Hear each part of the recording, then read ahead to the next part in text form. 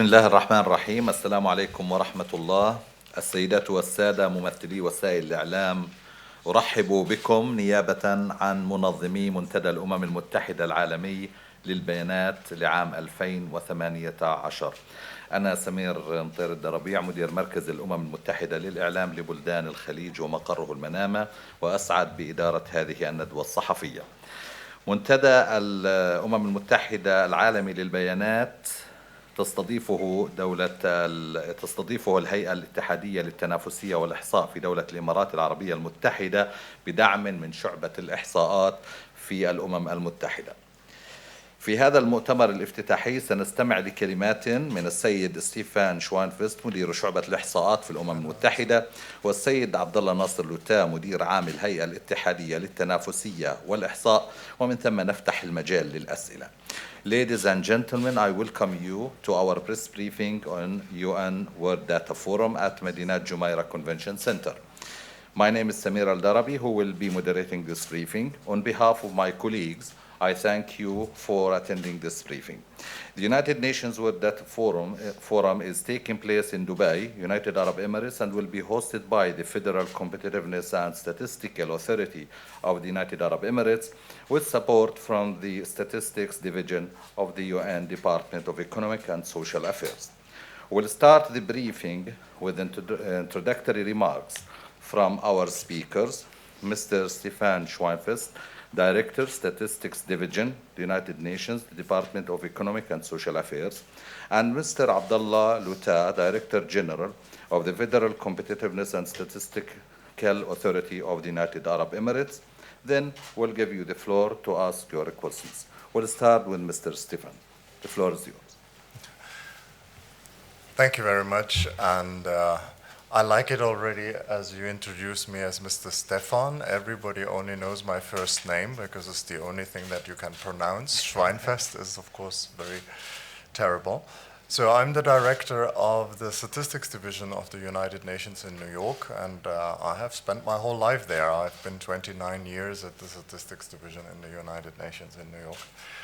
So I wanted to thank you for being here and listening to us here, to our big co-production. I mean, it's been an extraordinary pleasure to work here with our local partners, Abdullah's Federal and Competitive Statistics Authority, to organize this UN World Data Forum. And I wanted to say perhaps a few words of what it is and why we have it. First of all, what it is, I mean, you can see all the preparations that are going on, and it's really impressive, left, right, and center here. We will have over 2,000 people from all over the world coming here in the next 3 days to discuss data and statistics. And what kind of people are these? It's what we call a multi-stakeholder community. So these are government representatives, but not only government representatives, there will be also representatives from academia, from the private sector, from civil society. Basically all parts of life that are somehow touched by data, either as producers of information or as users of information. And why do we have this United Nations World Data Forum? Well, this is only the second, as you can see everywhere. I mean, the first one was held in South Africa in January 2017. And this is in the context of the Sustainable Development Agenda of the United Nations. We have this very ambitious agenda that was adopted by world leaders in 2015. And in order to implement the agenda until 2030, we need numbers and data, statistics, and lots of them. So the focus was really shifted to my profession, which was a bit of a surprise to me. I lived a quiet, happy life for many, many years as a statistician, doing the traditional things a statistician does, population census, national accounts, environment statistics. And now we're dealing with all of these SDG indicators. And it's a big challenge for countries. Most countries around the world will have problems with the indicator framework that we need to follow the agenda and to implement the agenda. So we had the idea that we bring all the stakeholders together and start discussing The good news. The bad news is, as I said, this is a lot of demand on our professional community. The good news is there is a lot of new technological development. There are lots of good ideas out there. There is not only official statistics, there is also geospatial information, there is big data, and we can bring all of these elements together in a systematic way and help to support the agenda. So that is really the background. There will be extensive discussions. This meeting is not what we call a traditional United Nations decision-making meeting. This is basically a brainstorming, reflection meeting, but we don't want to just discuss. I mean, there will be real outcomes because there are initiatives that will be announced during this coming days, and I'm very much looking forward to that. And we have a framework, the so-called Cape Town Global Action Plan for Sustainable Development Data that was adopted at the last meeting. And here we will discuss how far have we progressed over the last year and 9 months. So this is a little bit the frame. There's a lot more to tell you about, but I'm happy to take your questions and make this a demand-driven exercise. Thank you so much, Mr. Stephen. And now we move to our next speaker, Mr. Abdullah Lootera, the Director General of the Federal Competitiveness and Statistical Authority of the United Arab Emirates. The floor is yours, sir. شكرا سامر.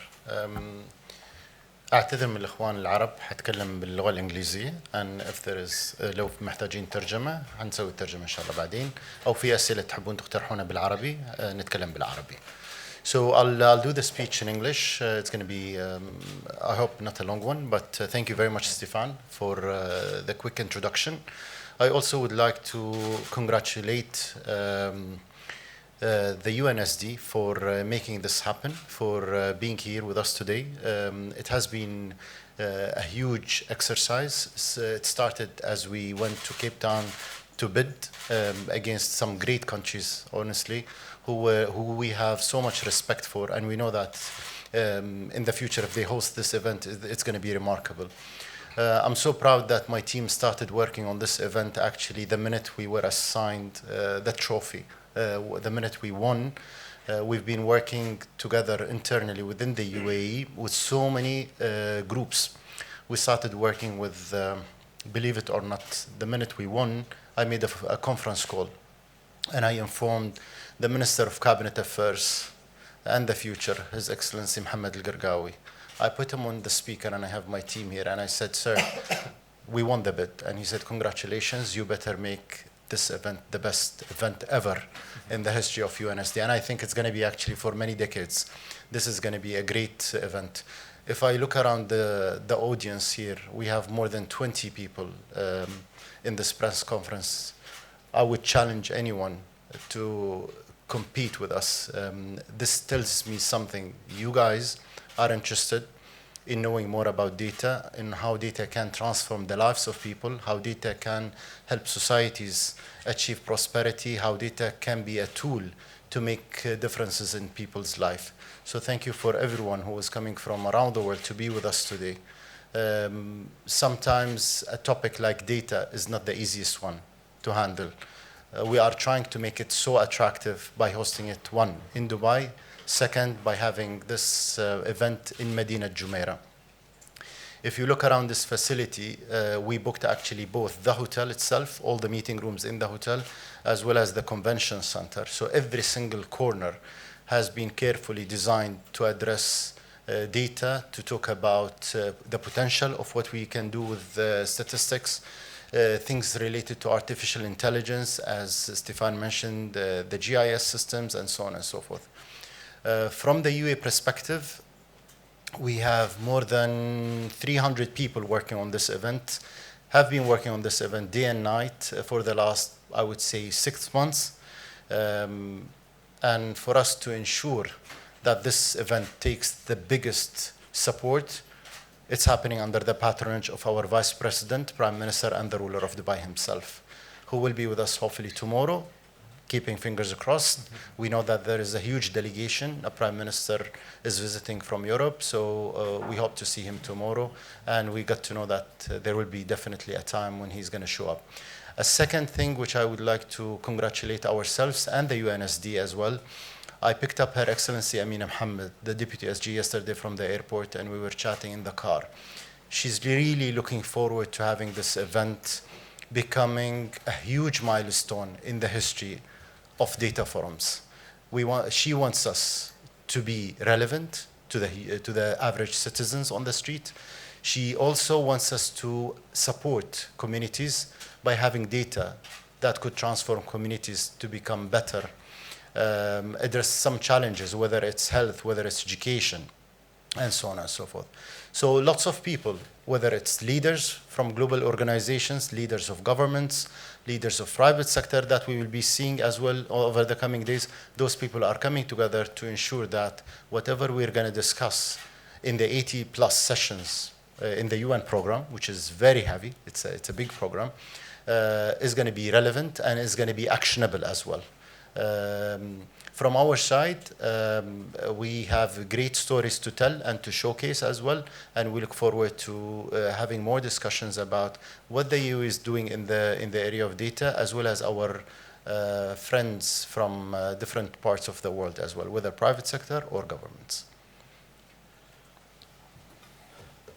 شكرا جزيلا سيد Abdullah. Thank you so much. And now let's fire up the coffee maker and start with the questions. Any questions from the media? And please, when you ask your question, just mention your name and the organization you work for.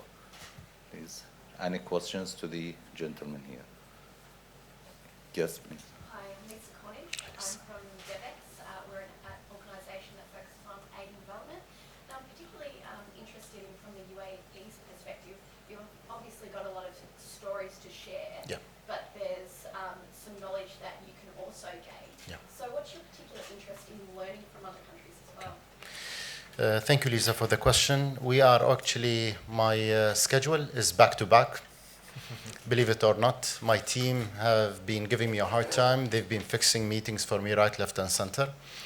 And the meeting started actually day before yesterday. Some delegates came already, and some delegates are arriving. So we've been having bilaterals and discussions with different countries. We will be announcing major MOUs that we will be signing tomorrow in the presence of high political figures from the UAE. These MOUs will be done with friends, governments, with enterprises, as well as with global organizations. So keep, looking forward to us. You will be spotting me and my team somewhere tomorrow, and we will be announcing some major corporations. Now, these corporations are about knowledge transfer. We will be learning from so many of them, but we will also be passing some knowledge to some. Some of the things that we've been doing, and I think it's second to none, is we are the only country that has a minister for artificial intelligence. And now many people, many countries are interested in knowing more about what His Excellency Omar Al-Ulama is doing. Omar is going to be with us tomorrow as well. So there will be lots of discussion around that. There will be lots of discussions with the Minister of Youth, Her Excellency Shamal Mazroui. So there are lots of areas for collaboration, especially in the area of how youth can support countries when it comes to data, especially data related to SDGs and so on. So yes, big news coming. Brilliant, thank you. Yeah. Thank you, Lisa. Can I ask Mr. Stefan if you illustrate more on the SDGs and how this data forum will serve the implementation, the achievement of the SDGs? No, thank you. I mean, and be careful to ask me about the SDGs because I'm like a machine. I will give a lecture. If you are going too far, just press the stop button. I will stop you, don't worry. Good, thank you. As you know, I mean, the SDG, I'm a UN official, so I mean, I have to mention the SDGs 3 times in every sentence that I speak publicly. And I do so happily because, I mean, I think it's really a major global agreement among the leaders of this to design a vision of development. I mean, I think it's really an ambition. We all know that. It's not something that can be easily achieved by tomorrow, not even in the next couple of years. It's until 2030. It's almost a generation that we have given ourselves to achieve those objectives. And so There are 17 objectives, goals, and then there are 169 targets, and so now we did not want to just let that stand there as a vision or as an ambition, and so we said we need to measure where are we, how are we progressing, I mean, are we actually moving fast enough? And in order to do that, we needed an indicator, a numerical framework. And I mean, that indicator framework was elaborated by the chief statisticians of this world. We have a meeting every year in New York that's called the Statistical Commission, where all the number people of the world come together, and they were looking at these objectives and these goals and targets, and said, here is what we can measure and what we cannot measure and what is reasonable. So now we have an indicator framework of over 230 indicators, and in an ideal world, every country would measure that now. But of course, that's not going to happen. I mean, because for the MDGs, which is the previous development agenda, we had something like 60 indicators. And even there, after 15 years, many countries around this world still have problems. I come just directly from Bangkok, from the meeting of the Asia Pacific statisticians, and I've listened carefully to a number of Pacific countries, and they are so small that they sometimes have 2 or 3 people working in a statistical office. So what do we do with these people? We have to help them, we have to support them. So we have now a lot of work cut out for ourselves. Some of those indicators are already in a good shape, and we have data collections. Some of those indicators, we have defined exactly what they mean, so we have done the methodological work, and we are starting the collection of data, but of course we need to help countries to actually compile the data at the country level, so I mean, we are doing a lot of capacity building efforts.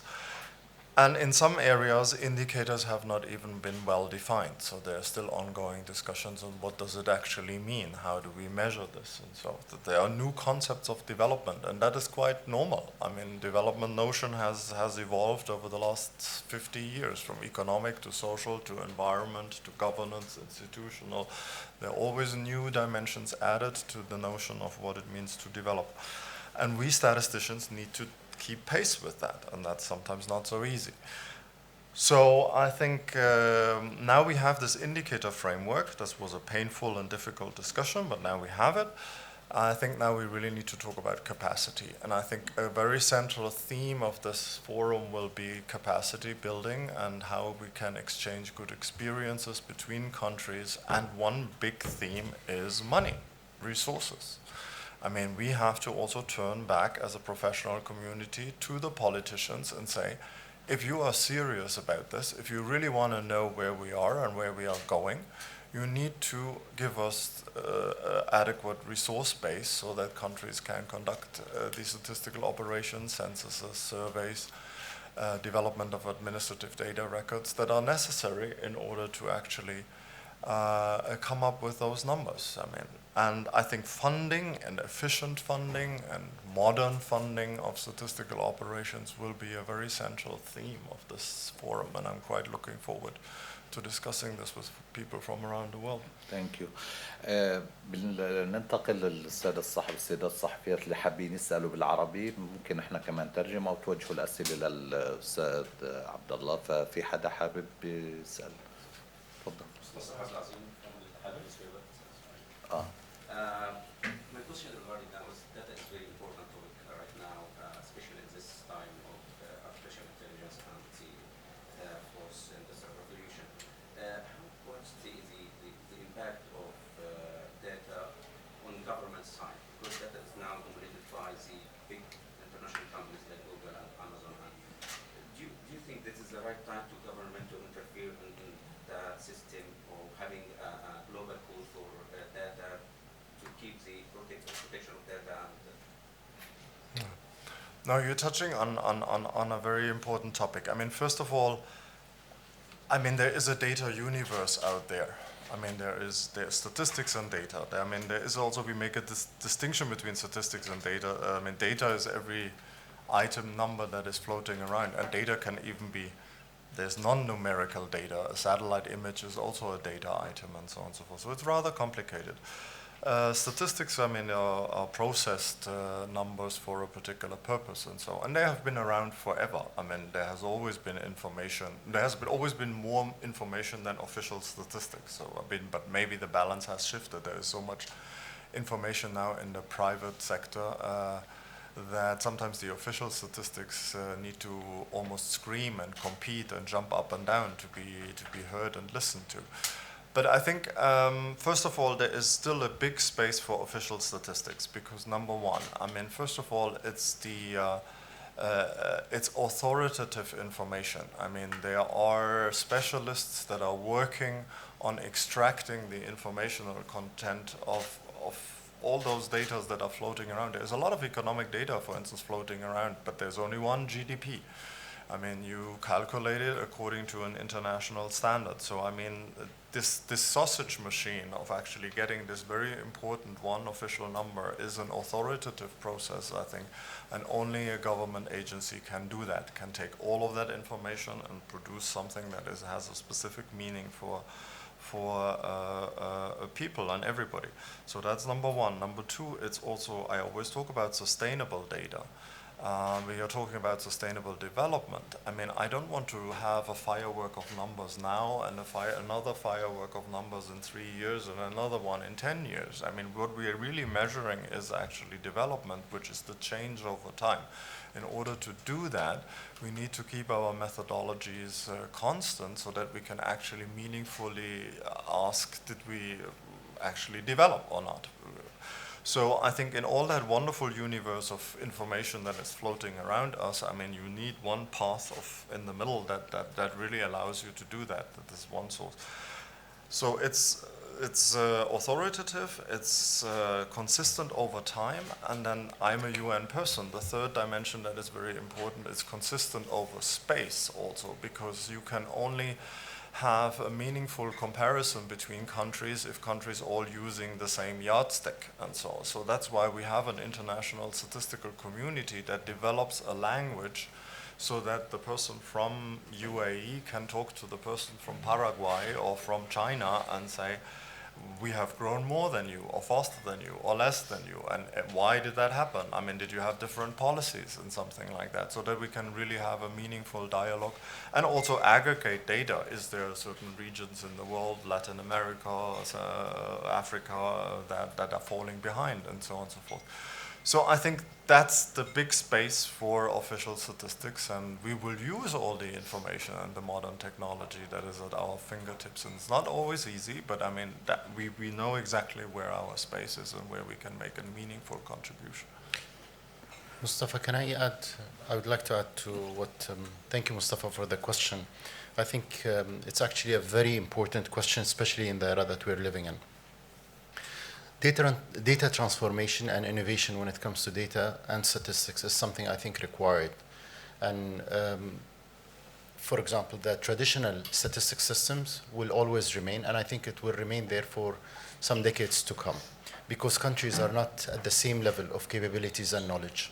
There is huge differences between what a country like Canada can deliver compared to a country like the UAE, compared to a country, like Thailand, and so on. You name it. I'm not saying who's better and who's not. But there are lots of resources today that can leapfrog countries to achieve lots of their aspirations, especially when it comes to SDGs, by actually thinking out of the box and thinking beyond the traditional statistics. If you speak about 30 years ago or 20 years ago, digital economy was something very hard or unheard of. But you speak about Uber today and how much Uber is contributing to the, national GDPs of countries, not only the US, but national GDPs of countries, and Amazon, and so on and so forth. So the traditional way of looking at statistics is something that can be reinvented in an innovative way. Where people used to, use the traditional surveys to reach out to houses. Now things are different. You can use satellite systems to reach out to those groups of people at their places. So I believe that we need to reconsider the way we operate, and we started by us at FCSA, and Stefan visited our office. So we are creating a lab. We are operating not as a traditional office, but as a lab. Yes, we do the traditional statistics business, but we have a lab where we are looking at the new technologies and the new trends in the market that can enable us to achieve more with what we have. Keeping in mind the statistics systems and the statistical requirements by the global organizations such as the ILO, the WTO, or the WHO, and so on, they will always remain there. But even these entities need to evolve and change. For example, there are certain surveys that speak about still the landlines of phones. It's very hard to remember, which communities are using this, because even in what we believe as deprived societies, everyone is using mobile phones, or at least they're aspire to use mobile phones. So this is what we're thinking about, especially in the UAE, is transformational and innovation when it comes to statistics. Okay, we have a question here, and then we go there. I think you wanted to ask something. Sure. Hi. We've both mentioned the importance of capacity building. Are there any contingency plans for, say, you get to 2030 and certain countries just don't have the data for certain indicators? Do you have anything built in to deal with these gaps, or are you hoping that they won't exist when it comes to actually counting? I'm always hoping. I have a serious birth defect that I'm very optimistic. No, but this is a very important question, and I mean, we have history already. I mean, we had the MDGs, and you can look at it as the old saying goes, as the glass half empty and the glass half full. If you look at the statistical impact of the MDGs in the period from 2000 to 2015, which is one package of a development agenda that we already have as an experiment we can observe, you will discover two things. You will discover, one, that there is a lot more statistics was generated over those 15 years. It was, of course, geared towards the then goals, and some people may say that was perhaps not the most important investment, but it was what was requested then. I mean, so you can show that it has a demonstrable influence on data production, but you can also show that even at the end point, we did not have all the information that we really needed, and so on and so forth. Now, do we have contingency plans? I mean, yes, of course, there are people out there who make estimations and something like that and fill data gaps that way, and sometimes that may be necessary to address an immediate need. But I mean, it's just a Band-Aid. It's like taking a headache pill and you have a serious condition, and so you should perhaps get surgery or something like that. So I mean, and I'm worried about some of those estimations because I mean, you're not sure how reliable they are, and I think the number one. And this is why I will, at this moment, I'm like a little dog hanging on to my bone here. Capacity building is the only way to go because it enables countries also to control their own information. I mean, it is important that not somebody else comes and says, I know this is what's happening in your country.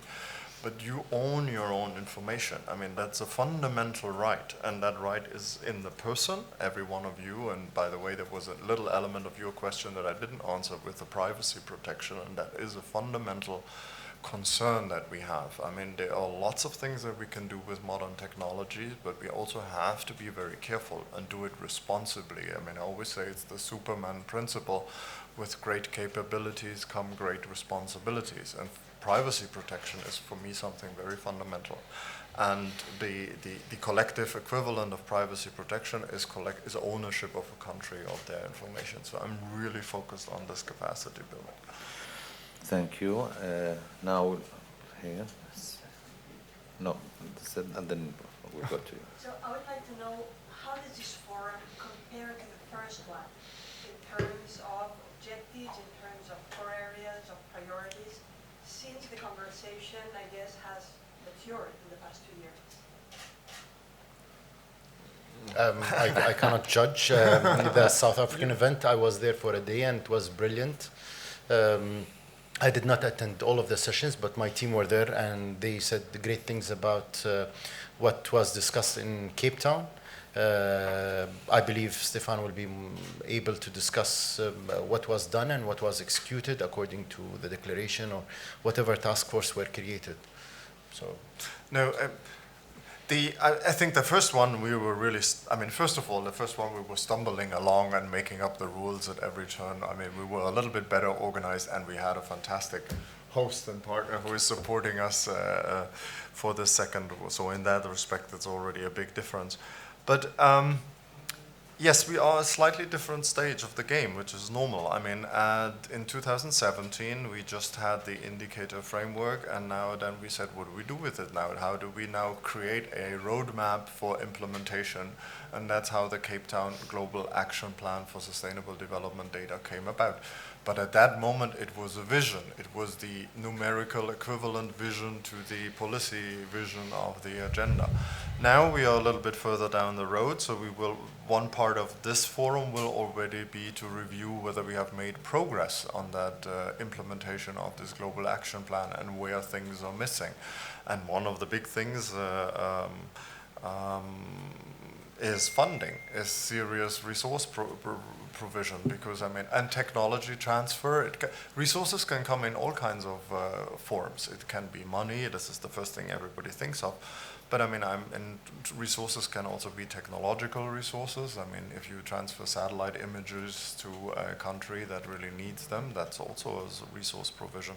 If you teach people to do something, that's human technical skills resources. So I think the focus on this forum is much less on a grand design, what do we all need to do and what do we want to do, but more on the how do we actually do it. Has anybody done it? Can you tell me the story of what concretely you have done? So I think we will get a lot more on that. And then there are thematic shifts always. I mean, one example, for instance, is in the last year, policy-wise, migration has shifted much more into focus. It was perhaps not so much up there 2 years ago. So, tomorrow, for instance, we will have a special session dedicated to migration statistics.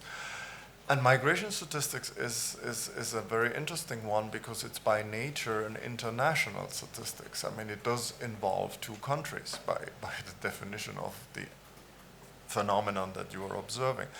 So, it behooves the international community to take care of these kind of measurements and to work together on, and there also, just to build on what Abdullah mentioned earlier, we have learned that you can use modern technology very effectively, because the traditional means of running after a refugee and asking them to fill out a questionnaire is not going to be very promising.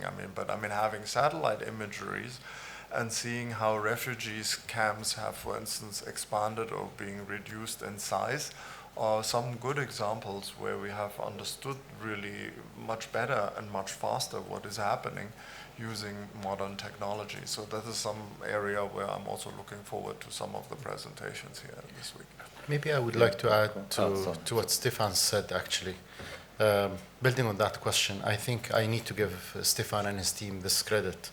When they announced the World Data Forum to the world, many people actually pitched in lots of sessions, lots of ideas for the sessions. And I'm not exaggerating when I say hundreds, including some from the UAE. Yes, some of them were declined, 500 sessions. 500. We managed to get 6 from the UAE, which is yay. So anyway, I think what the team did as judges and a committee to judge the applications for these 500 sessions, it came from all around the world. No discrimination against any geography or any community or any country. So they came from all around the world. That tells us something, that many people are interested in actually talking about how data can support the changes, the positive change in people's lives. That's the one thing. When we go into the sessions, and I hope you had the time to look at the program, but if not, then please have a look at it over the coming 2 days, over the coming 3 days. You start from 9 a.m., you finish at 6 a.m. It's a very tight schedule, but we're covering 80 plus sessions. Now, most of these sessions are created by the greatest minds when it comes to experts on statistics, whether they come from government, global organizations, academic sector, private sector, NGOs, civil society, you name it. This is where I think the change where, because we had more time to prepare, because we had a great team within the UNSD to evaluate these papers, I think we're going to land on great outcomes over the coming 3 days. Not only the 3 days, but many people don't know that we started actually today with a sub-event, the United Nations Global Working Group on Big Data. They had their own event because those are smaller clusters. They want to speak the same language. So they wanted to gather in a place. They discuss big data and how can big data.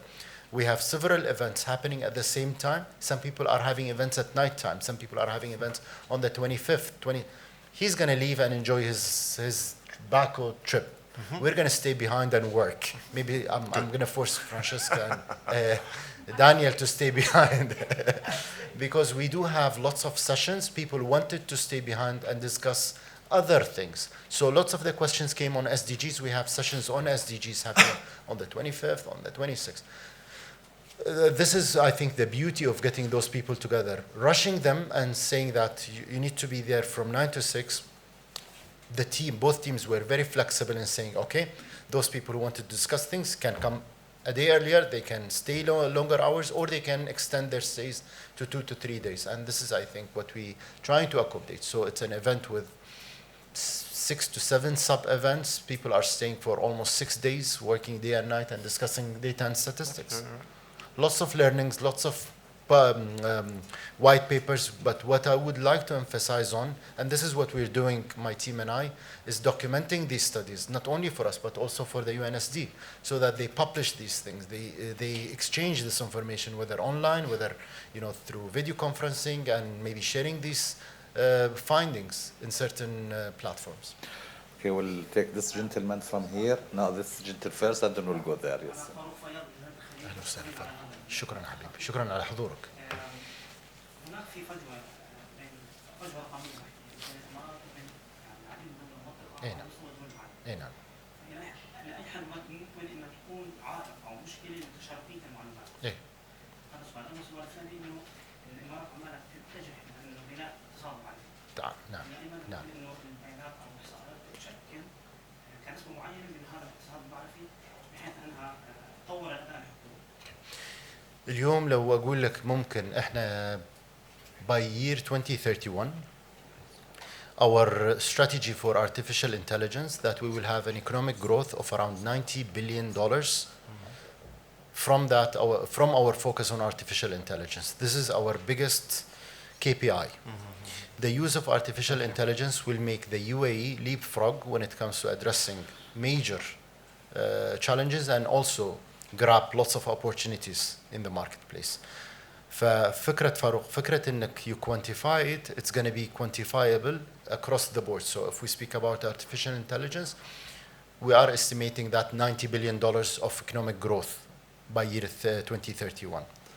بالنسبة للفجوة, or the gap between the different societies when it comes to data and how savvy communities are with data, I think the gap will always remain there. كل بلد مختلف عن الثاني. كندا مختلفة عن بريطانيا، مختلفة عن فرنسا، مختلفة عن الإمارات، الكويت، Australia. So people are different, their capabilities are different, their aspirations are different. So within the UAE, we want to be a role model. We want to be perceived as the lab. The reason why we had, for example, the United Nations Global Working Group on Big Data, not sitting here and meeting here, we took them to Burj Khalifa. They met in the boardroom underneath the tallest tower of the world.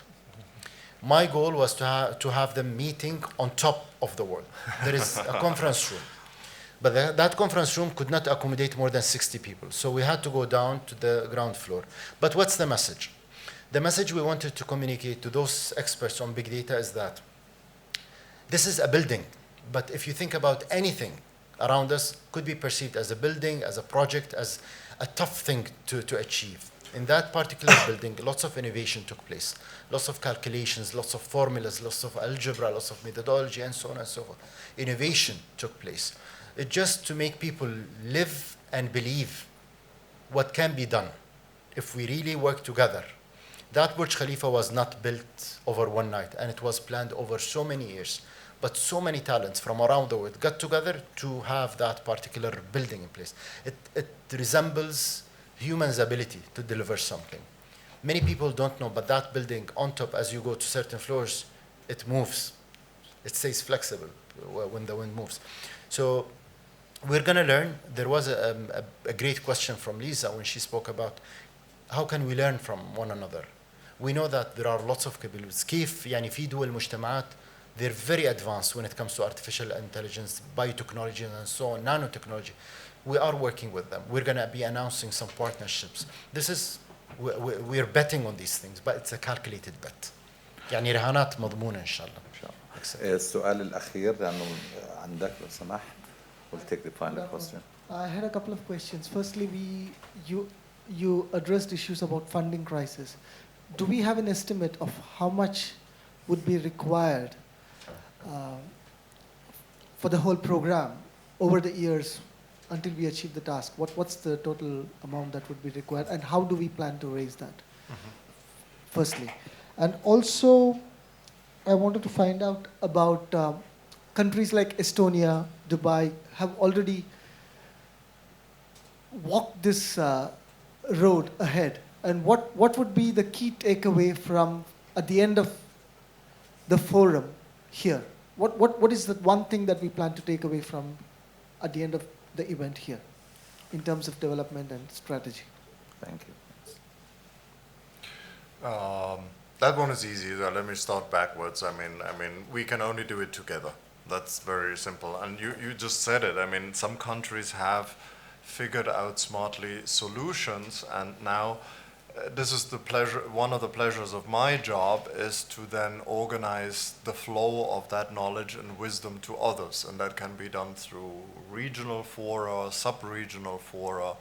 And there is sometimes a cascading kind of model of knowledge that, I mean, you start from Estonia is a European Union country, so I mean, they would work together as an EU, and best practices would be developed there. Then, I mean, the EU is also working very closely together, for instance, like with in a program that is called MedStat, where the Mediterranean countries are working very closely with the European Union, and then the Northern African countries are working with the rest of the African countries, and so there is almost a highway and a traffic of knowledge, and the United Nations is very often involved in that. We go to events, we organize regional workshops, we write best practices and methodologies, and now increasingly e-learning tools are being developed so that you can, something that has been developed for one workshop, you can apply it many, many times and reach many technicians around the world. So I think if we work together, we can make a tremendous progress. So you won't be surprised that you hear that from a UN person, but I think that's, and in the data area is no exception. And I think we will have many concrete examples here. This is this. On your first question, what's the number? Yes, there are numbers floating around, but all of them are sort of wild estimates, and I'm not going to repeat one of them. But let me approach the topic perhaps from a different angle. I mean, the whole development agenda is like one big project. And every good project has an evaluation component in it. It doesn't matter what type of project it is. I mean, you have to have a measurement component in it. That means that you need to know where you stand at the beginning of your project, what were your objectives, and whether you made progress and whether you actually reached them. So if we can put into the mind of all the politicians and policymakers that for every investment that is made, whether it's an infrastructural investment or it's a social investment in the health sector, education sector, a small percentage of, like, it could be 0.5% or something like that, of the overall project is really invested into data and information generation so that we can actually meaningfully evaluate the overall project. I think we would make tremendous progress around the world. I would like to actually take part in answering this question. There are two things I would like to take away from this event once it's over, hopefully on the 26th, if it does not extend beyond. We will stay here. I would love if you to treat host us too you. well, then we will just stay here. You bet. No one is going to beat us in hospitality, I bet you. What I would like to do is that for the World Data event, this is what we actually decided on. This event can become as big as the Davos of this world. It can become as big as the General Assembly if we really plan for it to be that way. I always discuss this with Stefan. It's a great community to have all the kind of statisticians and experts and so on, but without having the deputy SG or the SG hopefully next time, without having the prime ministers and the presidents and ministers involved in these discussions, it's going to be discussions among ourselves. And I think this is where we would like to make a change, and maybe that's the start for something much bigger. And I think countries that will be winning the host of this event over the coming 20 or 30 years will do it even much better than us. We need to engage the decision makers, the policy makers. We need to engage with global figures to know that data is actually a tool that they can use to make a difference, to be relevant, to address the challenges and the expectations of us as citizens of this world. So this is one thing I would like to emphasize on. Another thing is we need to engage with the youth. I think it's very important that we need to speak to the younger generation. We need to speak to those people who are going to be the people who are managing this world in 20 or 30 years from now. How can we listen to them? What do they expect when it comes to statistics and data? All of us have children, all of us have brothers and sisters that are younger, or nephews or nieces. Some of them are actually far ahead of us when it comes to knowledge and capacity. And let's not underestimate their intelligence and what add value they can bring to this table. And I think when it comes to your first part, your first question on quantifying what can be done or how much would it cost, when it comes to the UAE, we look at SDGs both internally and externally. So internally, we're addressing our 17 SDGs. I was very lucky and blessed to be the vice chair for the National Committee on SDGs in the UAE. So I work on the SDGs for the country. Yes, we have challenges, but we have a monitoring system looking at all the KPIs, whether they're tier 1, tier 2, tier 3 of indicators. As Stefan said, it doesn't matter. All of them are relevant. And sooner or later, those great minds in this world when it comes to data, they will actually make it very clear to us on how to address them. So we're starting this ball ahead before they actually make it mandatory. So we believe it's our mandate to address the SDGs locally. But globally, it would be very nice if you get to visit the Ministry of Foreign Affairs and International Cooperation websites of the UAE. For the last 2 years, they've been monitoring and reporting on each and every single dollar that leaves the UAE and that goes to any community. And you will see that whatever money is going to an island in the South Pacific, let's say Samoa, then it's been spent on goal number, for example, 1, if it's for no hunger or poverty or climate change or so on and so forth. It's quantifiable with a dollar sign, and it goes to the community and addressing each and every single society. So we know that the biggest recipients of fund from our 40 biggest donors within the UAE is Africa. And this is something worth saying, is that according to the OECD, the biggest contributor when it comes to aid globally is the UAE. That's as part, according to the report for 2017. 1.3% of the GNI of the UAE was spent on SDGs around the world. So countries should not look only inward. We should look outward and how we can help societies beyond our own societies in addressing their SDGs. شكرا جزيلا سيد عبد الله. وصلنا إلى نهاية هذا المؤتمر الصحفي. شكرا جزيلا لحضوركم. شكرا للمتحدثين. Thank you for being with us today. We still available here, my colleagues in the communications. If you have the press releases we distributed or our contact details are available there, we will be ready to help you and to respond to any questions now and through all over the forum. Thank you so much. شكرا جزيلا سيد.